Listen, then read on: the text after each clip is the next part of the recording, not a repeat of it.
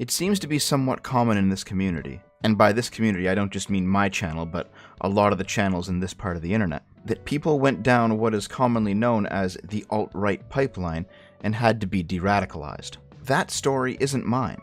Even during the height of the alt-right, I was never one of them. I never believed in overt race realism to the point of supremacy, nor did I ever think that the creation of a white ethno-state was ever actually politically viable, let alone desirable, frankly. Surprisingly to me, a lot of individuals have credited me with de-radicalizing them away from the alt-right. I've also seen many people credit the same thing about Sargon, V, Dankula, and others that I sometimes pal around with. And while that's all great stuff and I couldn't be happier, that's not my story. I was, at one time, believe it or not, a social justice warrior. This sliding scale that I quickly whipped up, it can apply to racism, it can apply to sexism, homophobia, transphobia, Islamophobia, whatever you like. On the one end, you have violence caused by bigotry. A little bit less extreme than that is bigoted comments and exclusion. In the middle, you have neutrality. On the other end, you have toleration and legal equal rights. And then, on the opposite side, you have preference and special privileges. So let's say this scale applies to gay people, for example. Violence caused by bigotry would be openly attacking people because they're gay. Bigoted comments and exclusion would be making fun of people because they're gay. Maybe refusing to hang out with them or be friends with them. Maybe more seriously, refusing to let them in your establishment. Neutrality is not caring about them one way or another. Toleration and legal equal rights means not simply being neutral to them, but ensuring that they, as a minority, have the same rights as the majority. Because if there's one thing the left is routinely correct about, it's the fact that even though minorities have the same legal rights on paper, sometimes it doesn't quite play out the same way. And then preference and special privileges means holding gayness up above the norm. Simply because it is a minority, it is different, it is excluded by the wider culture, we have to give them more to compensate. I can very clearly remember my transformation from a relatively apolitical high schooler to a social justice aligned university student. And because I've gone down that path, I understand why that's an even more attractive, more alluring pipeline than the alt-right pipeline. And frankly, considering that the alt-right is a joke at this point, the social justice pipeline seems to be the one we should all be worried about. When I was in high school, it was the 2000s. Things were relatively apolitical. There was not really anything in the way of social justice indoctrination classes. There was no gay pride events, no LGBTQ safe spaces, no gay-straight alliance clubs. Nobody in my school year was openly gay, and gay was used openly as an insult. However, I don't think there were actually that many homophobes. I'm sure there were a few, but most people were just edgy teens who were joking around. If somebody had actually come out as gay formally, they might have received a few sideways stares, but for the most part, most people wouldn't have cared. In terms of this scale, I would put the school as being between bigoted comments and exclusion and neutrality. And in fact, that was the general culture of the small town that I grew up in. A lot of the older people were actually overtly bigoted towards the town lesbian, because apparently there was only one grown woman in town who was a lesbian. Though I'm sure that actually wasn't the case, but hey, you know what I mean. But most people my parents' age simply minded their own business, and most young high school boys thought that lesbians were hot. However, an acquaintance of mine actually was a lesbian. Closeted. Didn't formally come out until after she went off to university. But me and a few other people knew that she was. It was also well known that her father beat her for this, repeatedly. And we can safely put her father in the violence caused by bigotry location. I don't know why she didn't try to stop it somehow, like legally or something, why she didn't go to the town cops. Maybe she was afraid that they wouldn't listen to her. And maybe she was right. Because the fact that the local culture was in between bigoted comments and exclusion and neutrality meant that on some level, because the average person wasn't openly and explicitly pro-lesbian, they unwittingly ran cover for the more extreme abusers within the community. This is not unknown logic to us. We know that this happens, for example, when it comes to Islamists. Moderate Muslims who do not want to force Sharia law on the West through mass immigration, they ultimately don't matter, because if the radicals were to come in and force Sharia law, their lives wouldn't change. The existence of moderates is almost always used as justification for radicals to do their thing. And while the radicals may not necessarily be factually correct in assuming they have the moderates' support, the moderates, being moderate, will likely not correct them. So, as a teenager, seeing this injustice happen, I noticed the first real political beliefs beginning to form.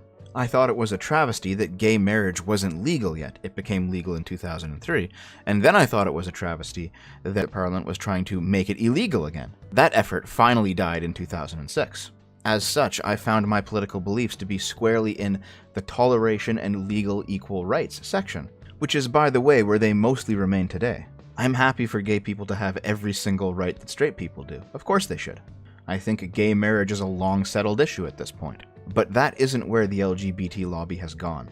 When I went off to university, on the advice of a roommate, I decided to try out a gender studies class. I just wanted to see what it was like. The gender studies professors were absolutely on the preference and special privileges section of this graph, though I never did actually tell them about the story of my abused friend. I didn't need to. The classes were full of such tales. Students who had faced that themselves or knew somebody who did. Writers who had wrote about it, statistics and studies in the topic. And the professor's point of view was always clear. Because we live in a society that is neutral to the idea of gay people, that provides sufficient cover for the most evil among us to attack and abuse gay people with impunity. So it was our job as the next generation not to be neutral. We had to be like them. We had to think like them. We had to want preference and special privileges for gay people in order to counteract the wider neutral society, and the abusers taking advantage of it. And that logic made sense to me. Hell, on the surface it still kind of makes sense to me now, but like a lot of the things that the left formulates in the ivory tower, it looks good on paper and it never works in practice. For example, this entire scale could be flipped. While universities do foster an attitude of preference and special privileges towards minorities, they also foster an attitude of hatred and sometimes violence towards the majority. It took a while for that violence to manifest, but it has, and we have seen it run rampant for the past 5 years. At the same time, neutrality, while it does have its problems, it exists as a synthesis of bigoted comments and exclusion, and toleration and legal equal rights. The saying right now seems to be, you can't take away people's rights to be assholes.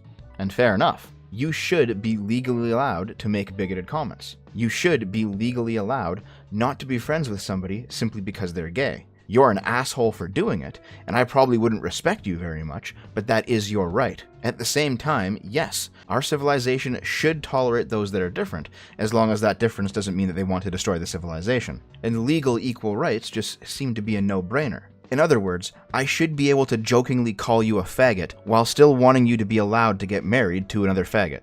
However, when your end state is not neutrality, but preference and special privileges, then you will never stop. It doesn't matter that gay marriage is legal anymore, even though it was the right thing to do. It doesn't matter to the LGBT movement that gay marriage is now legal, even though it was the right thing to do and it was a victory.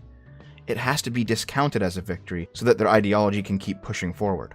Social justice behaves like a bureaucracy. It will never give up the ground it seized unless it's taken from them by force. It will never disband itself simply because its mandate has been fulfilled. It will simply keep moving the goalposts. Think about it. If everyone on Earth collectively said, fine, we will just give the SJWs every single thing that they're currently asking for, do you think they would shut up and go away? Or do you think they would magically invent a new list of things that they absolutely have to have right now, or else it's injustice on par with the Holocaust or something? I didn't realize the problem with this way of thinking until I left university, until I actually worked some real jobs. And that's when I figured out that, for the most part, people don't actually care. I mean, I've worked some blue-collar jobs, and these are the places that will absolutely make fun of you if you are in any way different. Racially, sexually, whatever. Doesn't matter. But in these environments, there are jokes towards everyone. Everyone gets targeted. And it forms the basis of a strange camaraderie that white-collar jobs, frankly, just kind of lack. And then I began to realize that while, yes, the abuse that my friend from high school suffered is absolutely unacceptable, it was not the fault of the neutral middle ground giving him the space to operate. It was the fault of him for doing it. And that the proper reaction wasn't an equal amount of extremism on the other side, because that simply causes a different type of pain. Even during my time as an SJW, I couldn't reconcile the idea that one of the paramount virtues of the 1990s center-left, free speech, was being actively rejected by the 2010s radical left. I was a person who had advocated for gay marriage when it was unpopular. I was a person intensely interested in classes like gender studies or post-colonial literature or whatever else it was that I took back then. And I was being told that the stuff that I said in private that didn't affect how I actually felt about my friends or the people that are around me, that didn't affect my activism, that didn't affect my politics, the stuff that I said in private with my friends, just goofing off and having fun and making jokes, harmless jokes, that was just as bad as being like a conservative Christian who hated gay people. I couldn't reconcile that with the things that I actually believed and the stuff I was actually doing. And frankly, what finally caused me to leave social justice politics behind and return to, like, the sensible center was, believe it or not, Gamergate. Because Gamergate was the first time things really were mask off, you know? Gamers having reasonable objections made them sexists, racists, bigots of all kinds. And that was just what I had experienced in university in 2010 or whatever it was, but only on a much bigger scale. What happened to everyone then happened to me years before. And then it happened again with Brexit. And then it happened again when Trump won. And it's been happening to everyone now, constantly, for the past 4 years. In some ways, it feels like I was just ahead of the curve. But that's my story. The social justice pipeline is pernicious. It's so persuasive because it targets people who have legitimately been wronged, or had people around them be wronged, by certain more conservative aspects of our society. But rather than actually offering any solutions for those problems, it simply radicalizes them the way that a cult would. In fact, I think the reason why SJWs talk about an alt-right pipeline at all, because if such a thing exists anymore, it's certainly not that effective, is because they see themselves in those tactics, and they just don't want to admit it.